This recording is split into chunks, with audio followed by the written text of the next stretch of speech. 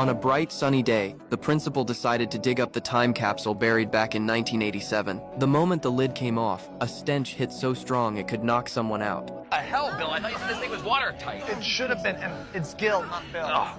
The principal didn't realize how bad it was. He thought rainwater had leaked in and with a crowbar started stirring it, trying to scoop out whatever was inside. Then something round and red and white floated to the top, a human skull. Bull and the team rushed to the scene. Facing the red liquid they jokingly called human stew, their reactions couldn't have been more different. Bull covered his mouth, fighting nausea. Ellie, calm as ever, jumped straight into work mode. She made a preliminary call. The victim was a white male, around 20 years old. Bull suggested taking the capsule back to the lab, but Jill, the one who made it 20 years ago, was against it. The metal bucket had been underground for 2 decades. Moving it now could destroy all the evidence inside. Ellie had no choice. She set a spare bucket nearby and drilled open the bottom. As the stinking red liquid drained, the truth emerged. Among the memorabilia left by the students was a body that should never have been there. The bones went straight to Jefferson Labs. While cleaning them, Zach noticed fractures on the ribs and wrists, all with healing signs. The victim had been abused over time. Meanwhile, Angela reconstructed his face from the skull. Comparing it with the 1987 student roster and old footage of the capsule being buried, they confirmed the identity: Roger Dillon. Get from there to here. Following this lead, Bull and Ellie tracked down Roger's father, now living in a rundown house, reeking of alcohol. When asked why he never reported his son missing, he showed pain and shame. He admitted that 20 years ago, he was a hopeless drunk who beat his son. On Roger's high school graduation day, Roger came home asking for a large sum of money. His father refused, twisted his shoulder, and threw him out. 20 years ago. Roger is dead, Mr. Dillon. Were found yesterday. Then came a key clue. Roger and Jill had been close friends since childhood. Jill should know something. Jill, the same person who made the time capsule. I'm different now.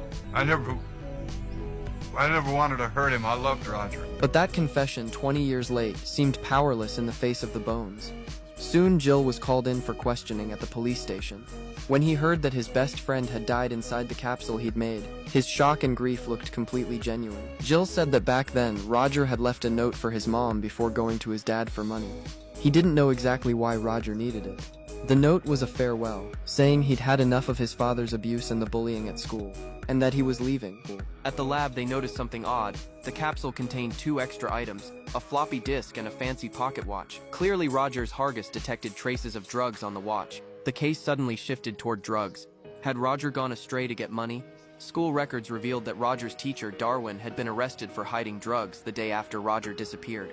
Bull confronted him. Surprisingly, Darwin admitted he did hide drugs but insisted Roger, a coding prodigy, never touched them. The arrest had been a student's revenge after getting caught cheating. DNA and bone tests confirmed it. No drugs in Roger's system. But they did find a toxin called malathion. Not enough to kill it. Couldn't even make a mouse cough, so poisoning was ruled out. Then Zach noticed a sharp fracture on Roger's jaw near the neck. The weapon had pierced the neck, cutting arteries and veins, leaving strange residue. Roger must have bled out.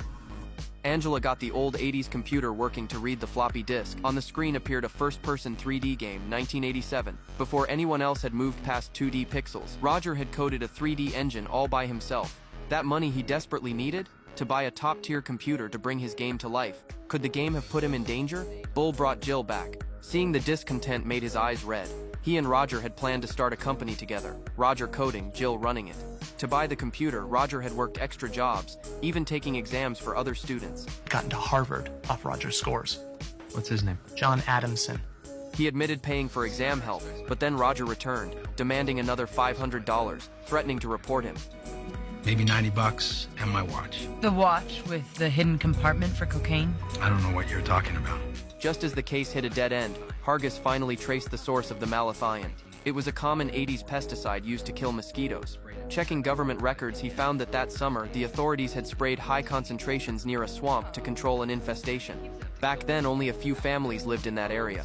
One of them belonged to Jenny, the school's former beauty queen. Why was Roger near Jenny's house by the swamp? The answer was simple: love. Bull and Ellie went straight to Jenny. To their surprise, she was now married to the school's principal.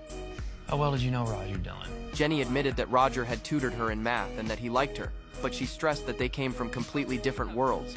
As they spoke, her son walked over. Ellie noticed immediately. The boy's facial features matched Roger's skull almost perfectly.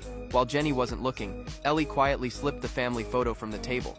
Her instincts were right. Comparing Jenny's son, the principal, and the deceased Roger, they confirmed a shocking truth. Jenny's son was Roger's child. The truth finally came to light. 20 years ago, Roger had won over the lonely school beauty with his sincerity. After a tutoring session, they had slept together, and Jenny became pregnant. When the DNA results were laid out, Jenny completely broke down. She admitted that when Roger learned about the pregnancy, he didn't run away. Instead, he took responsibility, working every job he could at the skating rink, even taking exams for others, just to save enough money to take Jenny and their child away to give them a home. But in the end, she still said no.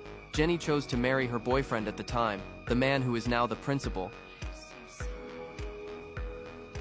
I always wanted to tell you the truth, but I just figure out how to tell you that Alex wasn't yours. Alex is my son.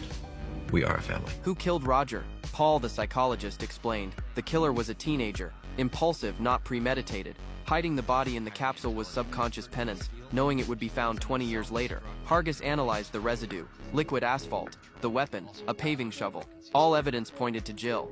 He'd worked construction to punish himself, staying in town all these years. All the evidence now pointed to Jill. After graduation, he had been working construction to earn money. A top student doing manual labor for no reason, it showed he had been punishing himself. That meant he was the killer. When Jill sat in the interrogation room again, he was no longer calm. He admitted that night, Roger found him at the construction site and demanded the startup fund they'd saved together. He wanted the money to run away with Jenny.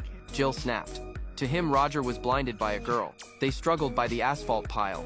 Losing control, Jill grabbed the nearby paving shovel to scare him, but the sharp edge sliced into Roger's neck. He died instantly. Then, using the fact that he had buried the time capsule himself, Jill stuffed Roger's body and personal items into the metal bucket. He thought he could bury the past. He was wrong. For 20 years, he lived in fear. He didn't go to college, didn't work on any projects.